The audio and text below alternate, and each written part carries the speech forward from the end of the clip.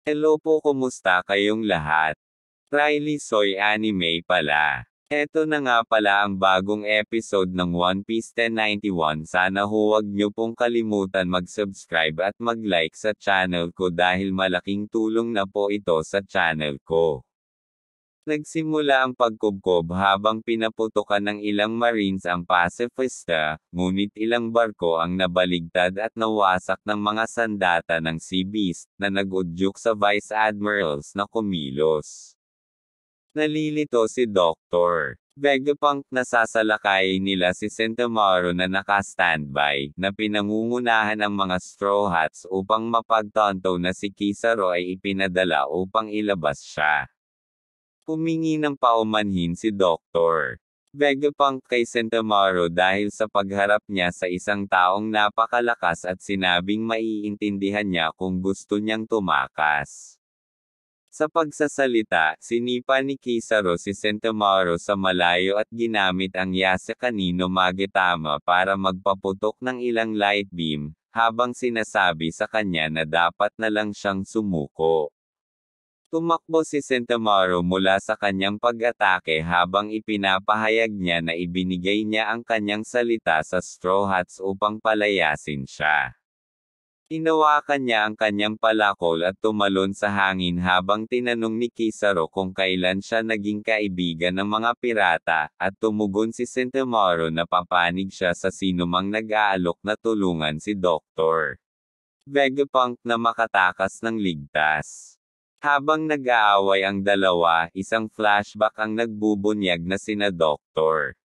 Vegapunk at Borsalino ay nakilala si Sentomaru matapos niyang bugbugin ang ilang mga oso na inatas ang harapin ng dalawa.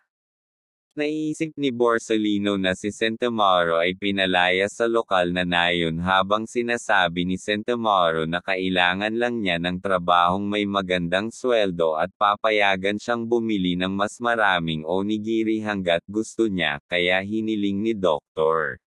Vegapunk si Sentomaru na maging bodyguard niya, na kung saan siya tinatanggap ng may kagalakan. Sa kasalukuyan, nagkomento si Kizaru sa kung gaano ka-cute si Sentomaru noon at kung paano niya siya tinuruan sa abot ng kanyang makakaya na lumaban, tulad ng pagtama ni Sentomaru sa kanya ng Ashigara Palm. Tiniis ni Kizaru at pinasabog si Sentomaru sa lupa, natalo siya. Pagkatapos noon ay kinuha ni Kizaru ang command chip ni Sentomaru at inutusan ang Pacifista na i-on ang Sea Beast weapons at ipagtanggol ang Marines, na sinimulan nilang gawin.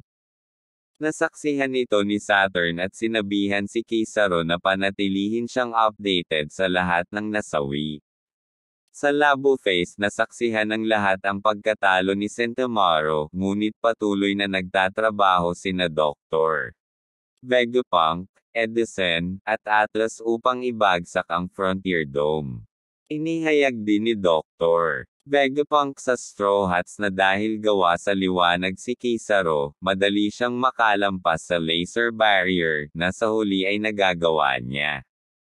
Ang kanyang presensya ay nag-uudyok ng emergency siren na nag-aalerto sa grupo ni Luffy habang sila ay patuloy na patungo sa likod ng isla. Sinubukan ng Straw Hats na balaan si Luffy na pabilisin, ngunit si Rob Lucci ay gumawa ng kanyang hakbang at sinubukang patayin si Dr. Vegapunk, para lamang kay Stacy na gamitin ang kanyang sarili bilang isang kalasag, na tinanggap ang suntok. Nang bumagsak si Stacy sa lupa, kinuha ni Sanji ang isang bubble gun at tinatakan si Kako sa loob habang ang susunod na pag-atake ni Lucci ay naharang ni Zoro, na tinawag siyang duwag para sa paghihintay ng backup. Hindi siya pinapansin ni Lucci at sinabi sa lahat na ngayong nagtutulungan sila ni Kizaru, hindi na sila aalis sa isla ng buhay. Itinulak lang ni Zoro si Lucci palabas at pinaalalahanan siya na huwag maliitin ang mga ito. Nahanap ni Kizaru ang Vega Force 01, ngunit binati siya ni Luffy, na agad siyang sinipa habang hinaharangan siya ni Kizaru.